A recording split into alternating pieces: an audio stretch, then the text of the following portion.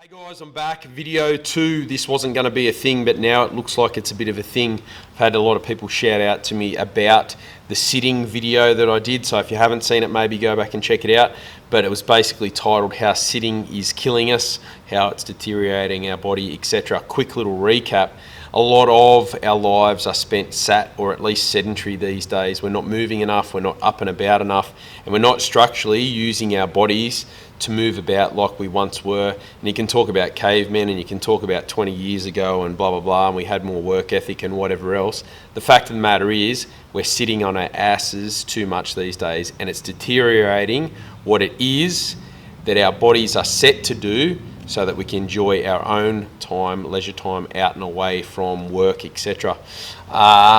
So what's happening in that sense, I drew our little stick man that was sat at the desk far too often each week, and that whole posterior chain shutting down, something that we are all suffering from in part. If we're sitting down even half of that average that I mentioned, about 13 to 15 hours a day, we're still likely that the appropriate muscle groups, etc., aren't firing like they need to be, and we really need that posterior chain to be something that's working effectively to make sure that we're able to do what we want to be able to do in our own time, whether that's gardening, as I mentioned, playing with the kids, picking up your shopping, whatever it is. But you need to be strong through the back side of muscle groups, glutes, supple in the hamstrings with a little bit more flexibility there, through the backs of the shoulders, the traps, etc. If you're a sufferer of headaches at the workstation, more often than not, it is this relationship here. Let's get rid of this head for a minute and bring the shoulders in front, where we're potentially slouching to work at that desktop.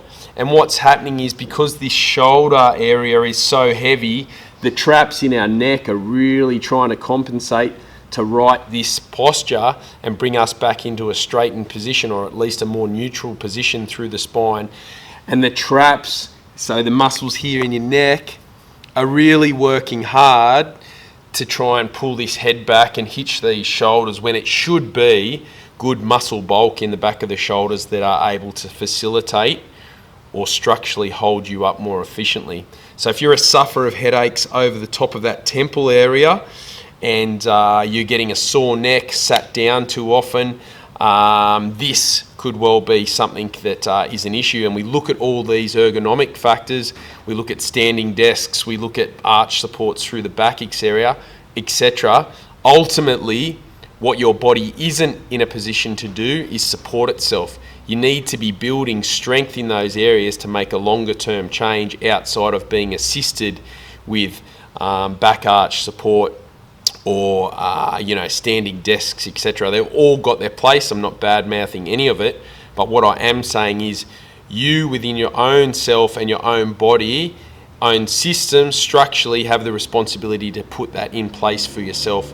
And that's what we do here with the Pass for Class program, and that's what we do here with our training base, is making sure that the hips and the postural aspects of people's body are facilitating a better world for themselves in and around work, outside of work, whatever you're doing with yourself.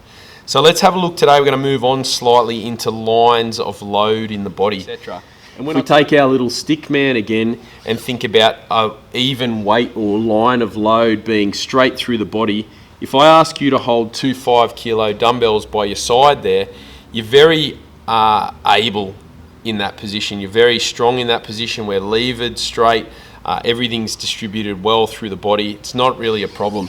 If I ask people to bring that weight out and away from their body and hold that arm at extension from the shoulder or away from the body, obviously, and common sense says that what we've done is change that line of load, but we've amplified that in kilos as far as the pressure that it puts on our body. So if it's a 5 kilo here, let's just say for round figures sake, it's 20 kilos by the time it comes out and away from the body.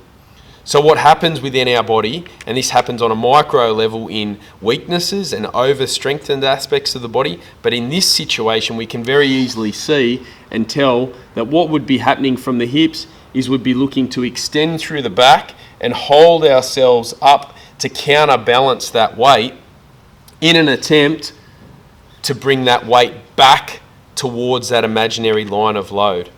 So what we've got in that situation, if we're holding a weight out, is we've got a hyperextension of the back whilst we're holding this weight out, trying to bring that 5 kilos back to a safer weight, or at least to offset and to compensate for that. So let's take a huge movement that everybody does, really relies on mobility through the hips, soft in the hip flexors, making sure that they're not overcompensating for weakened glutes, etc. And we just look at the squat. It's one of our first, it is actually our first body weight assessments to see how people are moving and how their contact is with the floor, how their hip hinge is, and how you're feeling out and away from that line of load when we move into a squat. So if we think about our own selves being that weight now, we've got our stick figure that is stood up. Everyone can stand up, no problems. If I ask people to move out and away in some sort of squat movement, all of a sudden we become that weight, right? Here we've got a nice distribution of load and it feels nice and comfortable to stand up. And if we take ourselves out and away, all of a sudden we've changed that line of load, lol, and the weight distribution is offset from that center line. So what happens if people are weakened through all of this posterior chain? Like I said, tighten the hamstrings, weak in the back extensors, so those are the ones that run up and down the spine. You're weakened and inactive in the glutes. This starts to feel very heavy. Your own body starts to feel very heavy. And we take a very simple example, again using that 5 kilo weight as something that can be used as a base of reference to. If we're 100 kilo mass, 50 up top and 50 down below, and we take this top half that was a 50 and we take it out and away and we've established a new line of load, all of a sudden this is potentially worth 80 plus kilos. And we're structurally not set up to handle our own mass in that situation, out and away. So what we are seeing and what we are trying to rectify is making sure, instead of a poor hinge in people's movement because of weakened glutes, because of feeling unstable and not quite secure enough in the back extensors, etc., and our posture through our shoulders, we need to be making sure people are hip hinging correctly to distribute this weight. So think about that little man for a minute, and I'll just move out the way a little bit. And we think about how we can rectify that simply by better movement and how we can distribute weight more effectively.